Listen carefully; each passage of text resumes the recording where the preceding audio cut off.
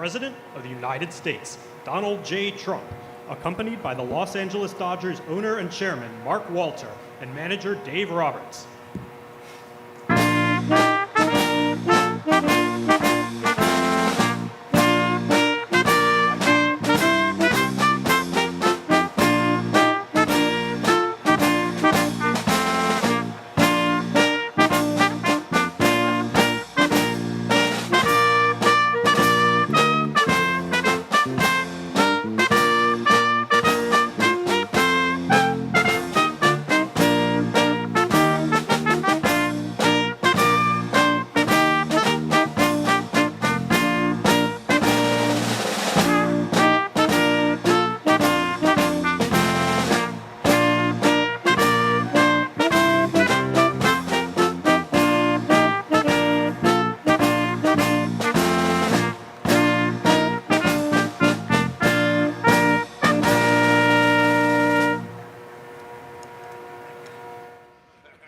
Congratulations. That was a great year and a great series. It was a hell of a series, I thought. I was rooting for you, and it wasn't looking so good. But you pulled it out. Great going. Great. Nice to be with you. Well, thank you very much, everybody. It's an honor to be here, and welcome to, this is really the new Rose Garden, how beautiful it is, with the white stone that matches the White House. This used to be grass, and it was always wet. You know, the White House is built on a wetland, and when you're built on a wetland, the grass is wet all the time. If it didn't rain for 5 days, it was very wet. And we had a lot of very upset women. They'd stand in there with the high heels, and they'd just go down like quicksand. And that took place for about 150 years, and I decided to do something about it. And this has become an incredible place for dining and for news conferences and for events like this. And this is a very special event because it's the Dodgers, and they're the world champions. And Mark, this is the first time we've ever used the new Rose Garden. You see right up there, the Rose Garden. I put that up. Looks very nice. This is not. Do you think Biden would do that? I don't think so. I don't think Biden would do it. And we created the Presidential Walk of Fame. That wall, for 150 years, had absolutely nothing on it. And it always used to amaze me. I said, what are we going to put on that wall? Now, I could put some of the great Dodgers on the wall, but I figured maybe it's more appropriate that we put the presidents. So it's been quite something. And we did From Washington to Trump, and people love it. And they study the plaques, and generally speaking, I was very nice to the people up there. A couple of them probably not as nice as I could have been. But I just want to say that we're delighted to host the 2025 World Series champions, the Los Angeles Dodgers. Amazing. And for the first time in the proud history of this famous franchise, you are repeat champions. I didn't know that. That's the first time, huh? Well, great ownership, great management. And so I'm thrilled to say welcome back to the White House. And maybe I'll see you again next year, I hope. But it's truly a great, when you talk about a brand, it's one of the great brands anywhere in the world, no matter where you go. The Dodgers is one of the great brands, and certainly it's been enhanced as long as these two gentlemen were up here and were with us. I want to thank Dodgers owner and my friend Chairman Mark Walter for being here. Thank you, Mark. Along with President Stan Kasten and manager Dave Roberts. That's a hell of a manager. What a manager. And I also, here we have some of their fans. They're big celebrities for the most part themselves, but they're fans. Secretary of Agriculture, Brooke Rollins. And by the way, prices are going down very substantially. Thank you, Brooke. We got them down. We inherited the highest prices in history, and we're getting them down very quickly. Thank you, Brooke. Secretary of Health and Human Services. He wasn't supposed to be here, but he's a big Dodger fan. Robert F. Kennedy, Jr. Thank you, Bobby. And his incredible wife. Thank you. Are you a big fan of the Dodgers? I didn't know that. Secretary of Homeland Security, Mark Wayne Mullen. Mark Wayne, thank you. Look at the hat. Don't put that hat on in Oklahoma, please, Mark. They won't be too happy. Acting Director of the National Intelligence, Bill Pulte. Bill, thank you. Good job you're doing.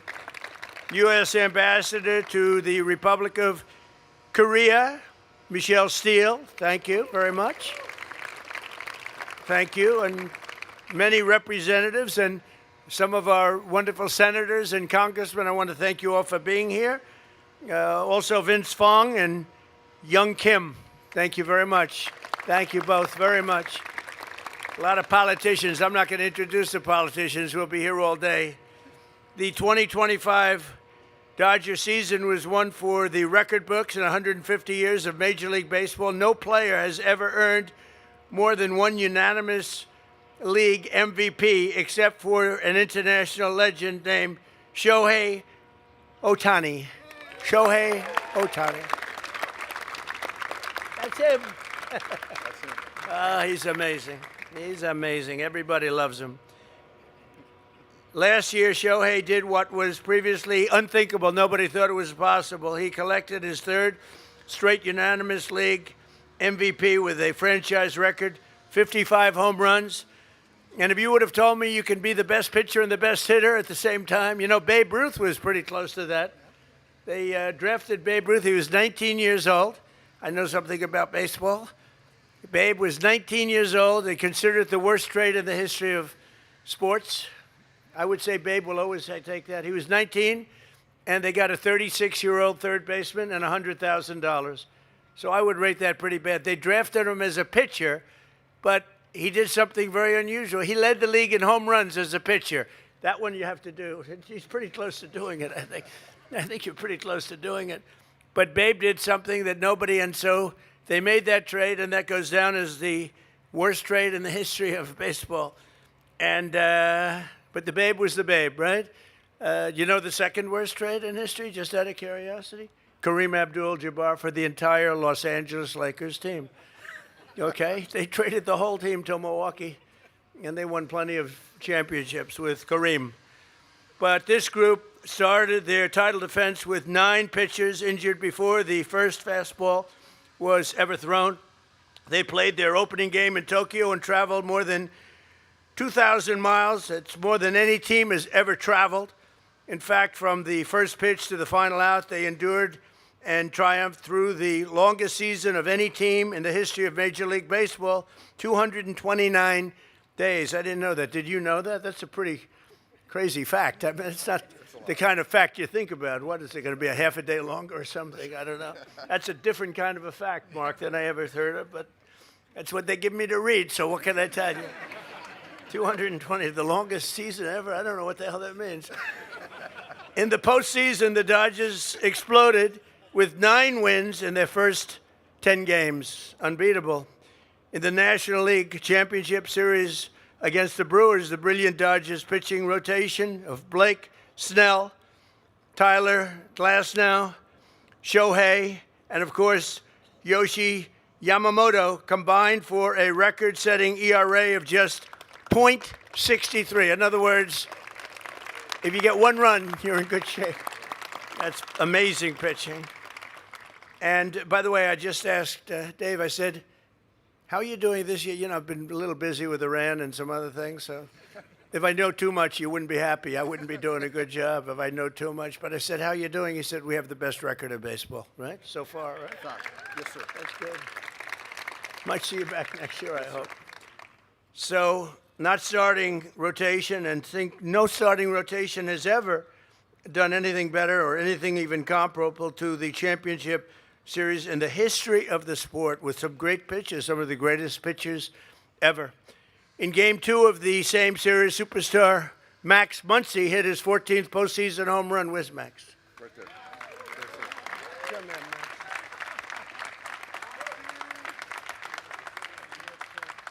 As a winner. They're all winners. His 14th postseason home, that's a lot of home runs in the postseason. That's, breaking the all-time Dodger record.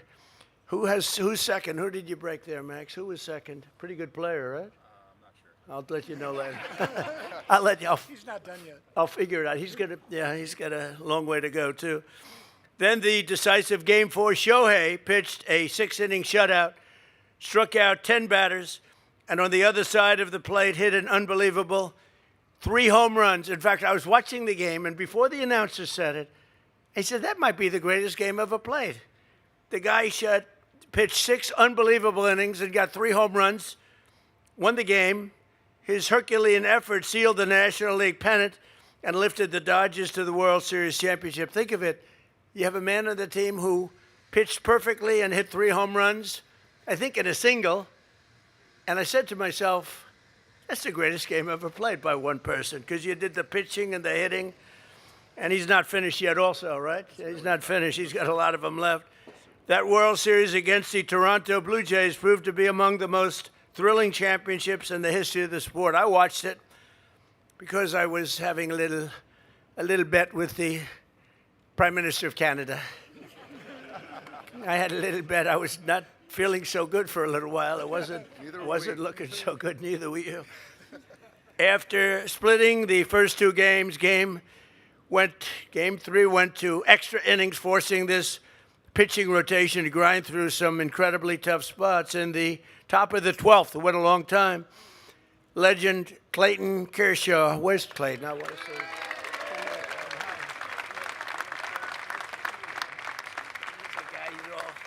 He's a winner. You talk about a winner.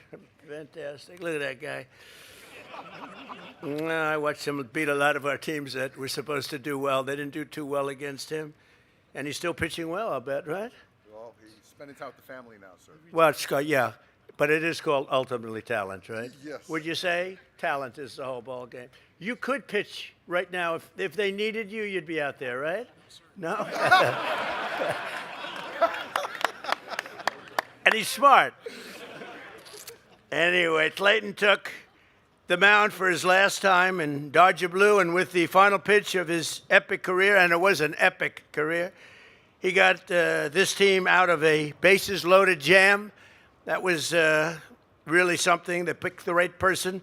The rest of the bullpen did not allow a single run, including the very last addition to the roster, reliever Will Klein. Where's Will Klein, Clayton? Where is Will Klein?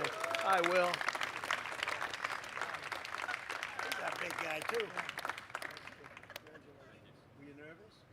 He was a little nervous. That's great. Thank you, Will. He pitched 4 scoreless innings, that's right, and sent the game to the record-tying 18th inning at almost 3 a.m. on the East Coast, and I actually stayed up. I was watching it. I was watching that game. I said, will this game ever end?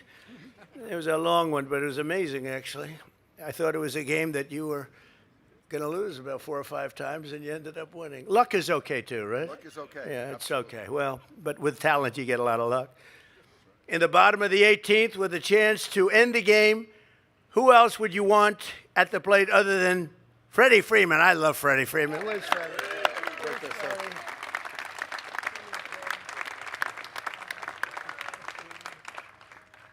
I spoke, I was with the Atlanta Braves yesterday. I said, great going, losing Freddie.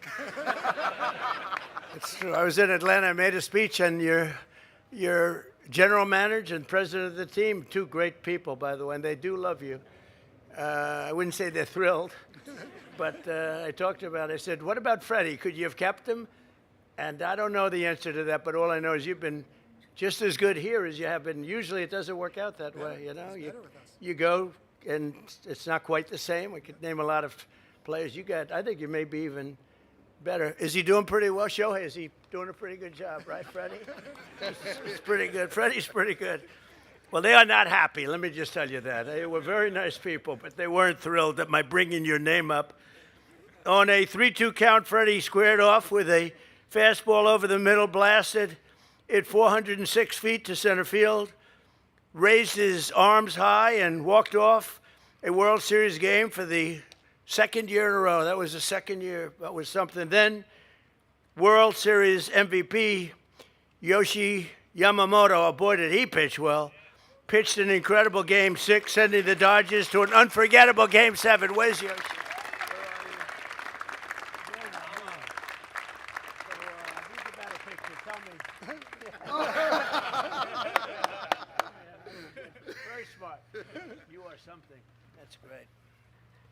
You are something. You're both something. But it's an unforgettable. Game 7 was about to take place multiple times. This team was one play away from losing it all. And I knew that. I mean, you had like 4 incidents that you came out on the right, including the catcher. Where's the catcher? No, he's hurt. He's home. His foot went back on that plate. You think I'm playing games. This isn't it. Most of them would have tried to bluff it, but he didn't want to do that. He went back by about a quarter of a second he got there. If he didn't go back, most players wouldn't do that. A lot of reasons. A lot of reasons. You guys are we're lucky to have them here, right? But he did a great job doing that. That play was amazing. And you had many amazing plays in that game. And the last 2 and last 3 games, down 4-3 in the top of the 9th inning, Miguel Rojas slugged his first home run in over 40 days to tie it up. I expected he was going to do that. You know why? I heard he's a winner. I heard he's a winner. Where is Miguel? Where are you? He's a winner.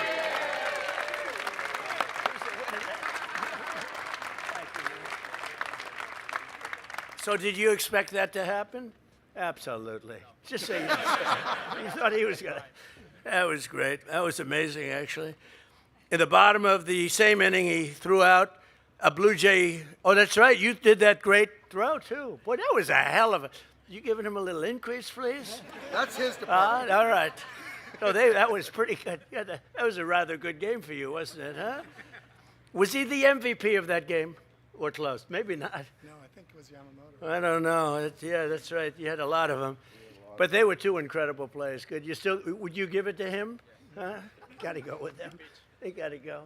Great job. But sprinting home by a fraction of a second, that was the one I guess I'm talking about with the catcher with the foot, right? Yes. It was unbelievable. His foot was off the plate. But instead of just sort of bluffing it like I would do in baseball, I'd bluff it, like pretending it was on. He went, and then he went back and touched the plate. And if he didn't, that was the end of that game, right? Unbelievable. Congratulate him. Then Andy Paez. I wanted to get that one right. You got it right. I wanted to get that one right.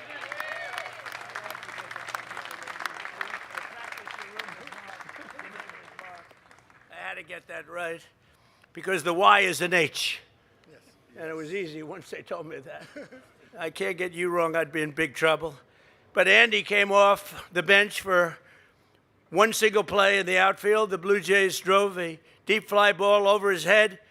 So he turned and he sprinted over 120 feet, colliding with his teammate and making one of the most memorable catches in the history of the World Series. It was crazy, that catch. That was unbelievable. And he was put in for defensive purposes. Was that a good move? Do you think you have a good manager, maybe? You did that for defensive. Because that was a hell of a catch. And then 2 extra innings later, the Dodgers. I mean, this was truly a great World Series, right? Maybe the best in history. Yeah, I mean, I was watching it, and I had a reason, but I was watching it, and I thought it was incredible, actually. 2 extra innings later, the Dodgers scored the go-ahead run, and Yoshi closed out the game on 0 days rest, becoming the first pitcher in over 2 decades to win 3 games in a single World Series, and he hit real well, too. This team proudly brought home the championship for the USA, and if they managed to repeat this year, they would become the first team to win 3 in a row since the days of the legendary baseball dynasty, the 1990 New York Yankees, and I was there for a lot of those games with George Steinbrenner. He was a friend of mine. And he was a guy, he liked winning. Yes, he would do anything to win. He would do anything to win, I tell you. But you're doing the same thing. It's amazing, Mark. Once again, congratulations, everyone, on this historic trip, this great journey that you're on. And, I know so many people in baseball. I know the owners, they work so hard. They spend so much money on talent and everything else. And I see you here again, and I'll probably again and again and again. And it's a real talent between you and Dave and the people that do all the selecting and these unbelievable athletes behind me. I have great respect, really great respect. So, Mark, if you'd say a few words, and then Dave. And I want to thank everybody for being here. This is really a special team. It's special winners. They're champions and just unbelievable. And I wouldn't be surprised to see them back again. Thank you very much. Thank you. Thank you.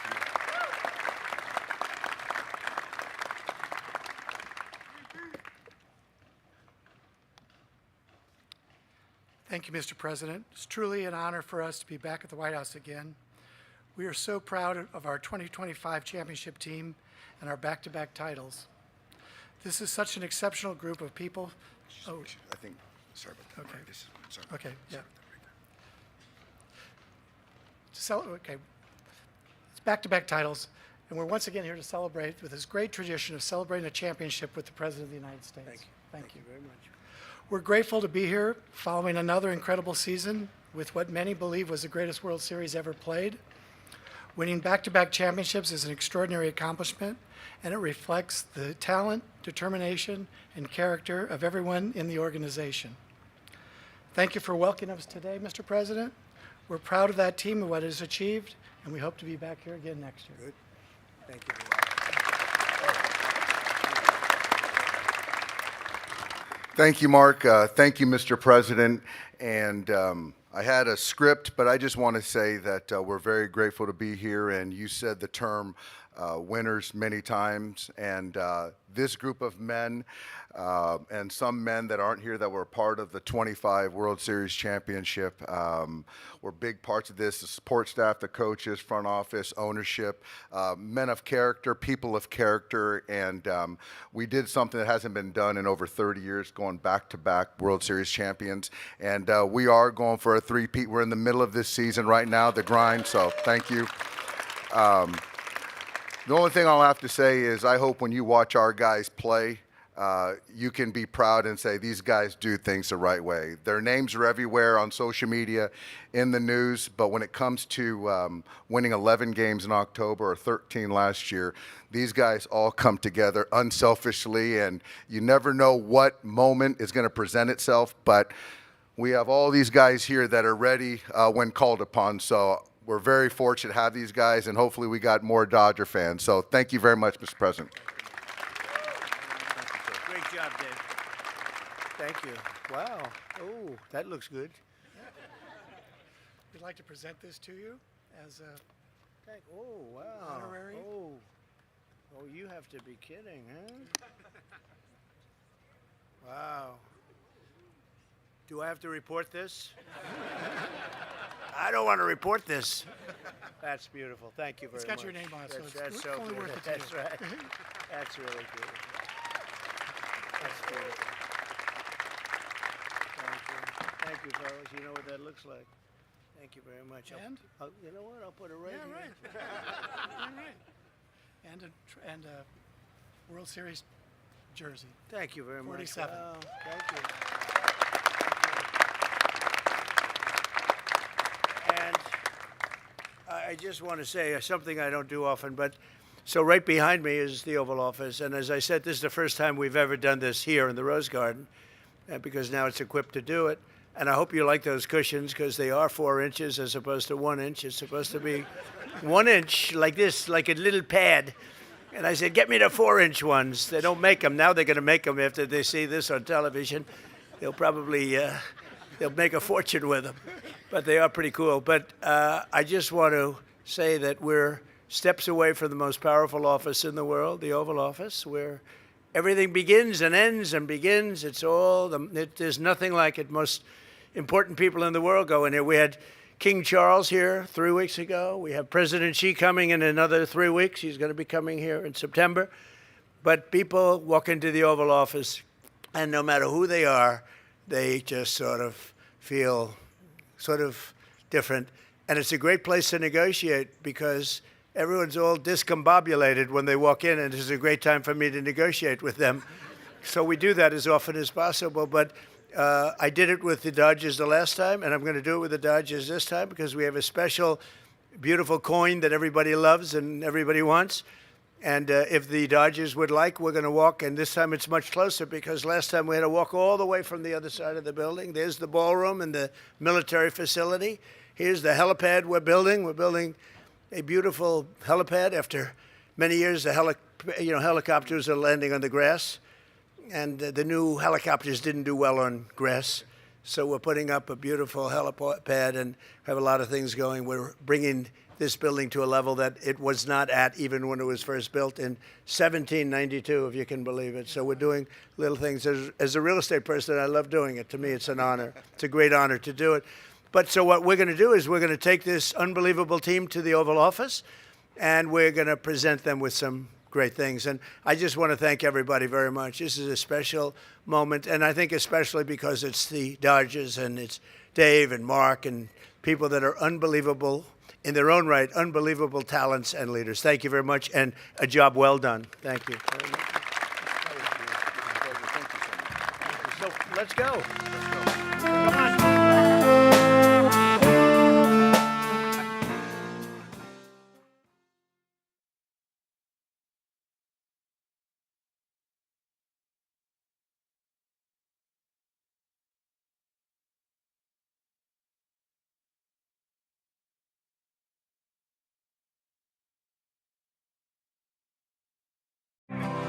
What will we do with this moment?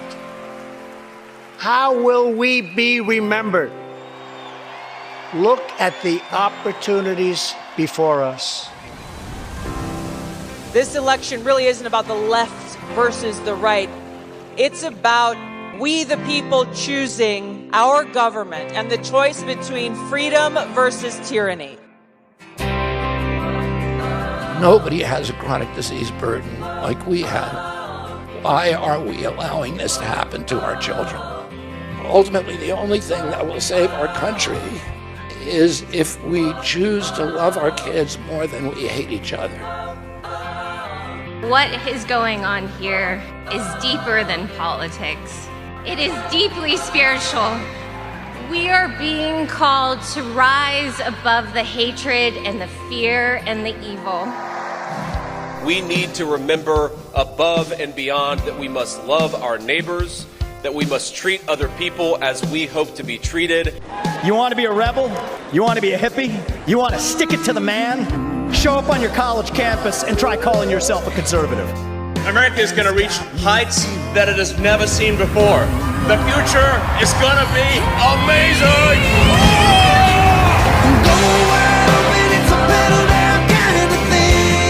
Don't you want healthy children? Don't you want a president that's going to make America healthy again?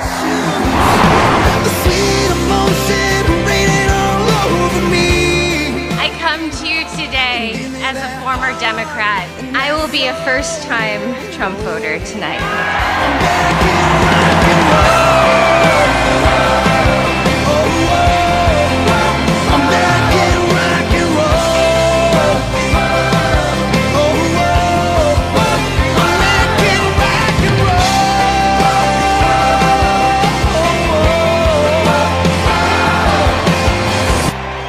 The people dreamed this country, and it's the people who are making America great again.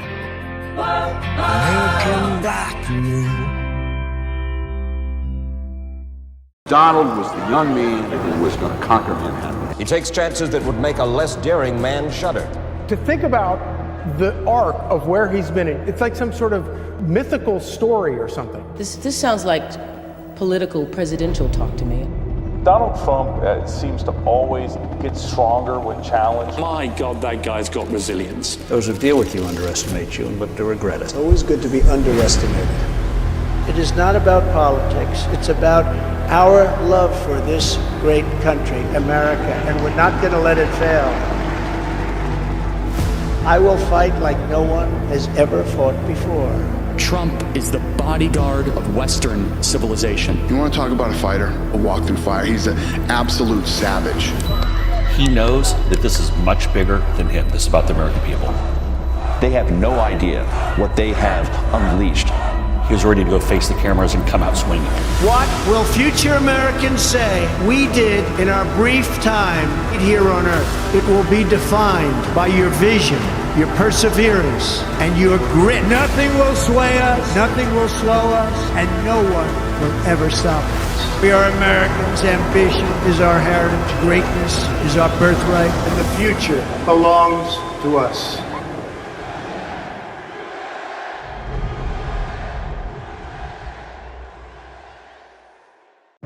Please join me in welcoming Secretary Robert F. Kennedy, Jr. Today, HHS and the Department of Education are announcing several major reforms that will help reshape the future of American medicine. First, 9 of the nation's leading medical accreditors, certifying boards, testing organizations, and educational institutions are taking concrete action to put nutrition back where it belongs, at the center of medical education. Our next big announcement is of equal importance. 19 additional medical schools have signed the Trump administration's nutrition education pledge, committing to provide at least 40 hours of nutrition education or an equivalent. With these commitments, 73 medical schools across the country have now joined the pledge. That's not a symbolic achievement, it is a structural change. It is a privilege to recognize an additional 19 medical schools stepping up to strengthen nutrition education. Because to make America great again, we first must make it healthy. It's incumbent upon us to make the next generation of clinicians aware and activated when it comes to these issues, to give a framework for how to prevent disease by allowing things like nutrition to prosper. One of the most remarkable aspects of this initiative for me really is that it recognizes something we all see every day in our clinical work and in our communities. Nutrition is not a side issue in healthcare. It's fundamental to many of the things that we need to have a healthy lifespan. Education drives practice, practice drives outcomes, and outcomes determine the health of a nation. That's why today's commitments represent one of the most important course corrections in modern American medicine. Produced by the U.S. Department of Health and Human Services. For decades, Americans were lied to about their health. Get Kellogg's new Sugar Smacks. Behind closed doors, special interests thrive. It's a better cigarette. While the health of our nation collapsed. There is grim news today about the state of America's health. 76.4% of Americans now have a chronic disease. Rates of obesity have continued to rise over the last few decades. 8 out of 10 of our kids cannot qualify for military service. This is a national security issue. A new study shows thyroid cancer and kidney cancer are on the rise among American children. When my uncle was president, we spent 0 on chronic disease. Today, we spend $1.3 trillion. Autism rates have hit a record high, according to new CDC data released this week. Chronic disease ran rampant. Our children's health was put at risk, and Washington stood by and watched. Senator, you presided here, I think, for 32 years. You presided over the destruction of the health of the American people. Well, our people are now the sickest people in the world. Seriously. Because you have not done your job. But the American people demanded change. They voted to take back their health.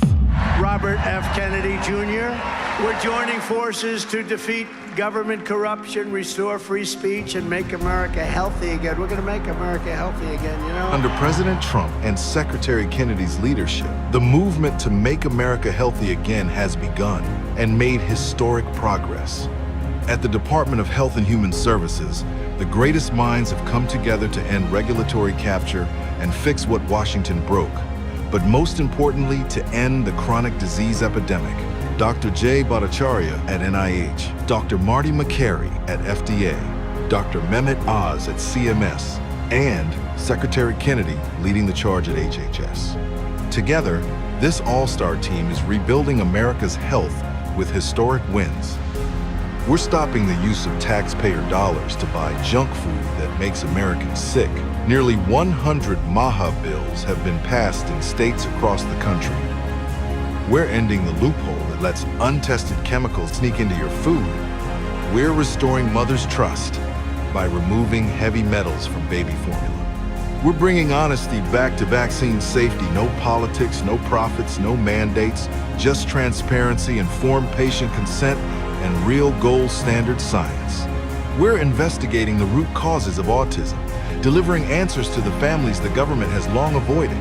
We're rewriting America's dietary guidelines to put health, not industry, first. We're cleaning up America's food. No more toxic dyes, only safe, natural ingredients. We're restoring honesty in drug ads so Americans get facts, not Big Pharma's deceptive spin. We launched a new transparency tool to restore integrity and trust back to the organ procurement and transplantation network.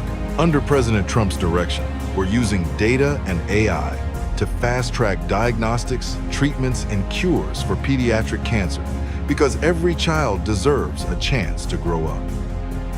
MAHA isn't about party lines and politics. It's about the health of our nation, our children, and our future.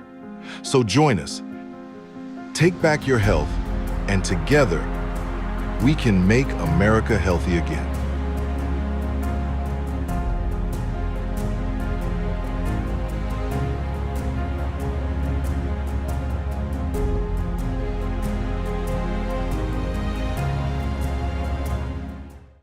The story of Kennedy and Trump has changed the course of history forever.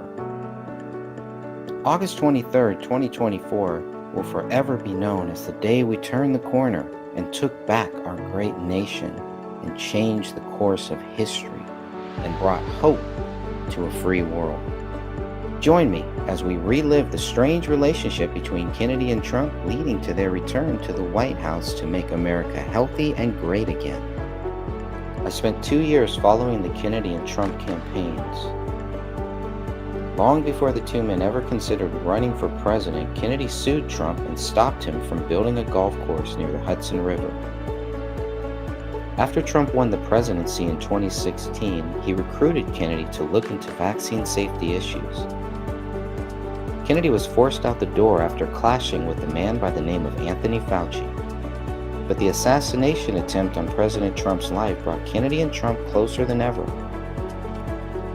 From rivals to collaborators, from foes to friends, this is the story of Kennedy and Trump. You can download the book for free right now by going to kennedy&trump.com. That's kennedy&trump.com. My name is Greg Fernandez Jr. God bless you all. Today, America wakes. 250 years later, as a light for those seeking hope. A republic entrusted to its people. An idea that changed the world. A nation worth preserving.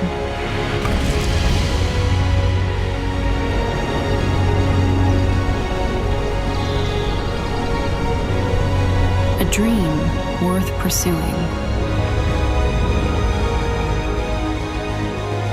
Freedom defended by every generation.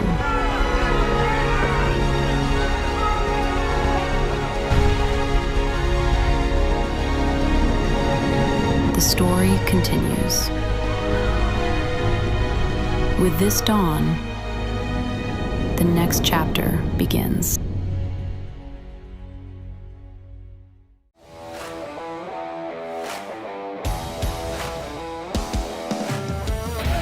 Hi, I'm Robert F. Kennedy Jr., your HHS Secretary. I'm here today at the Atlantic City Boys and Girls Club. I'm here with two legends from WWE, Cody Rhodes and Paul Triple H Levesque, who I am honored to have as co-chair of the Presidential Council on Physical Fitness. And one of our announcements is we are relaunching the Presidential Council on Physical Fitness today so that every student in America is going to be able to participate as they were in my generation, and many of us from that generation still have our patches from participating in the Presidential Physical Fitness Test. We're also announcing a new website, getactive.gov/kids. Go to the website to find out how you can get your child active and how you can participate in these events. This is an incredible opportunity that Secretary Kennedy has presented to the youth of America. This is your calling, to get out there, to get active, to get healthy. It's not about what you can do right now. It's about what you can get through hard work and dedication. This is a wonderful opportunity. WWE, I'm sure Triple H doesn't mind me saying, fully on board with this, excited about it. We're going to be the absolute best partners. It's not a school exam. It's not pass, fail. It's about challenging yourself, turning off screens, going outside, having fun, again, competing with yourself. And physical fitness is so important to our future, to the generation now. I'm excited to be here. Thank you very much. You've heard the website. Go there, get started, get at it.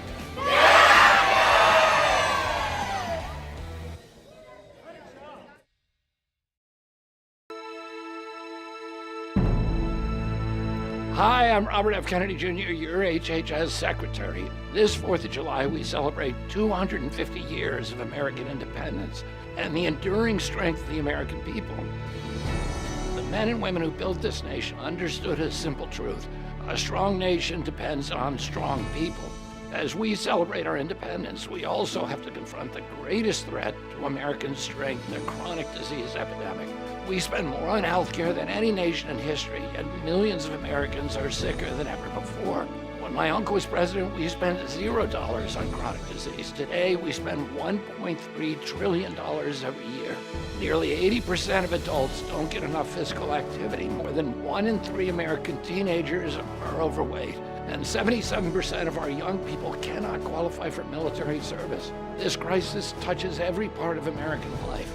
It burdens our families, it weakens our economy, it threatens our military readiness, and it puts our future at risk.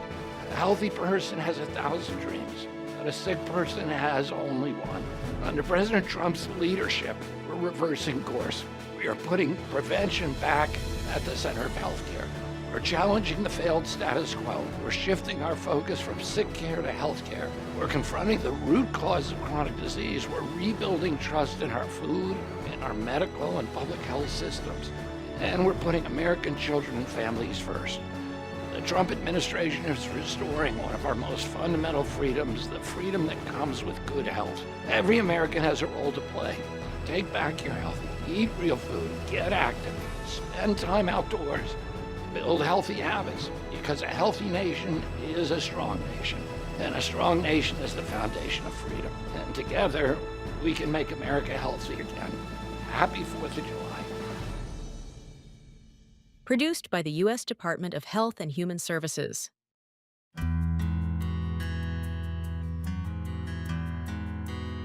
Hi, I'm Robert F. Kennedy Jr., your HHS Secretary. We came to Colorado today to announce HHS's new website, getactive.gov.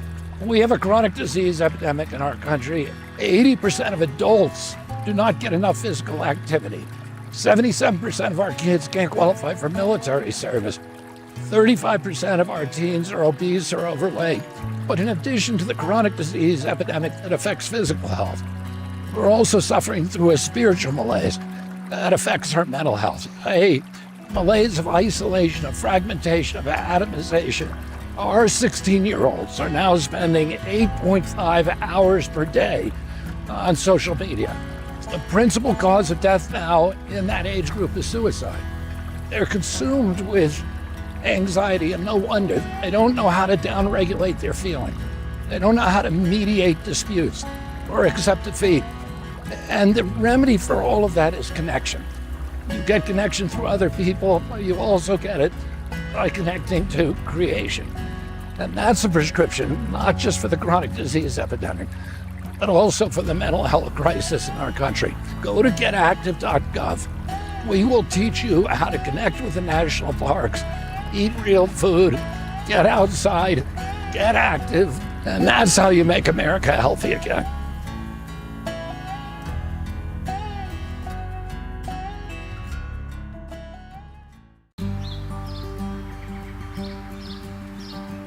This is Otis, and this is Sunny. Hi, I'm Robert F. Kennedy Jr., your HHS Secretary, and I'm here at Hope Recovery Center's Recovery Farm. And I'm with Stephanie Robinson, who is the director of the center. So, welcome. This is a recovery community center. This is a model center for addiction treatment for alcohol response that has sober housing, it provides jobs, it has community-based recovery, it has whole family recovery. This is our pro-social space. We do a lot of pro-social activities. We're just grateful to be here with you, Secretary. It's been just a great day to highlight our Recovery Community Center that has pro-social activities, meetings, and supports multiple pathways, and our Recovery Farm that supports workforce development, combating local food insecurities, and recovery housing. And we are just here to support people and help them access recovery and stay in recovery and become stronger individuals, stronger families, and build stronger communities. It's a model of the kind of system that gives addicts and alcoholics the capacity to help each other with recovery with a little bit of help and encouragement by the government. And these are the kind of centers that we're trying to replicate and scale around the country. Thank you, Stephanie. Yes. It's been wonderful spending the Thank day you with you. so much.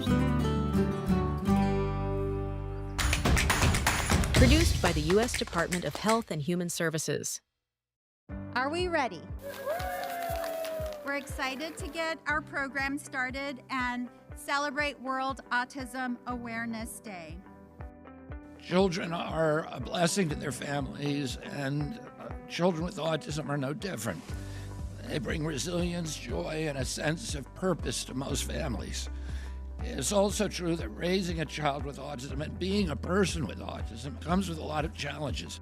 Despite its prevalence, families often feel that they carry the weight alone. And let me assure you that with this administration, you do not. My commitment to you is that we will do nothing about you without you. Within the past year, we launched a bold effort to better understand autism, its causes, its treatments, and how we help every individual flourish. You are citizens with rights, with talents, and with a future that this government has a responsibility to support. Thank you all very much.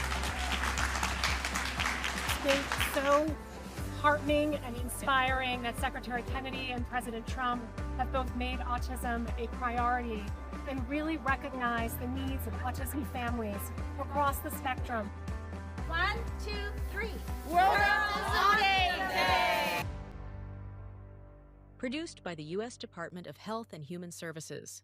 Once again, here we are in the Oval Office. President Trump is righting another wrong. By officially terminating the Biden administration's ridiculous regulations imposing costly requirements on refrigerators and air conditioners. What was going to happen with refrigeration was a train wreck. The manufacturers were not even going to be able to keep up with it, and it has helped us so much. Today's actions are saving over $2.4 billion for American families. It's tremendous. It's going to keep costs down, keep costs from going up, and we really appreciate it. Thank you again. Thanks to today's reforms, the American people have lower grocery prices, cheaper transportation of goods, lower costs of air conditioning, at no detriment at all to our country. Thank you so much for your action to roll back burdensome regulations. Thank you, Mr. President, for rolling back the damaging EPA effects that was hurting the grocery industry.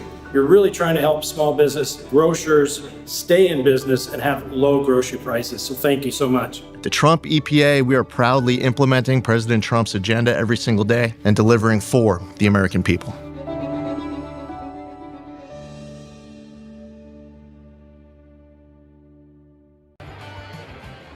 These are hard-working people like Robert F. Kennedy Jr., who came in.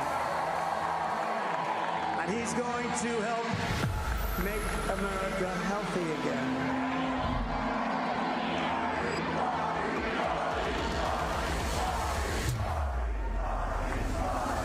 Are you supportive of these onesies?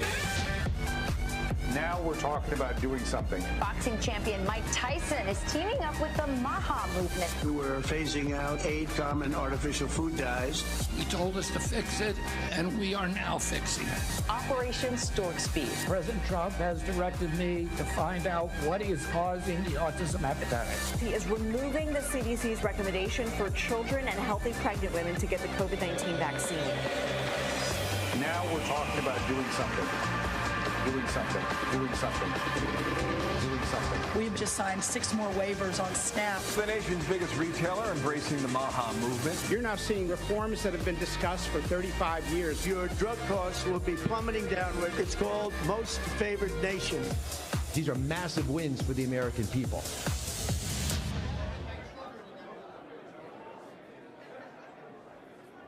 My sister's name was Denise. She died of obesity at 25. She had a heart attack. I was so fat and nasty. I would eat anything. I was like 345 pounds. A quart of ice cream every hour. I had so much self-hate when I was like that. I just wanted to kill myself. We're the most powerful country in the world, and we have the most obese, fudgy people. Something has to be done about processed food in this country.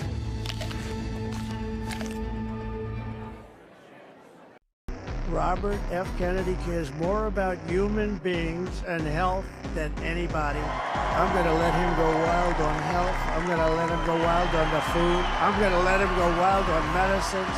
And he's going to help make America healthy again.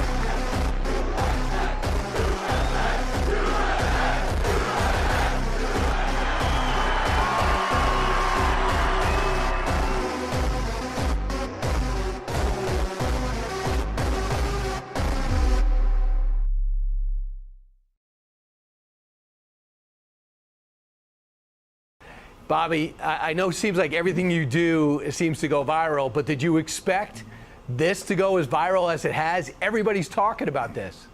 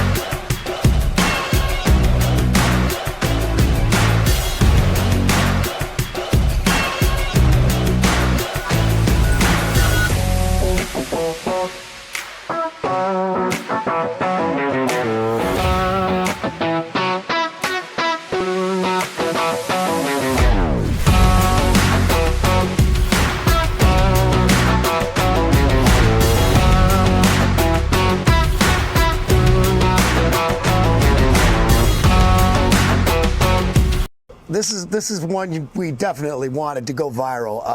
I actually shot one before this, and I wanted to put it out just for people who enjoy what I do, the fans, because like myself, you know, I needed this message hit hard with about 5 years ago, and I know they could use it as well. I look out to the crowd every night, and I'm like, yeah, hopefully I can influence some people to, you know, get on board. Like my brother and certain friends joined my lifestyle years back, and so I knew, you know, the old cliche that, you know, you really do, in the position I'm in, have a little bit of influence. So this is one I was definitely hoping would go viral like it has, and hopefully motivate people to, you know, start making better decisions with their health and with their food.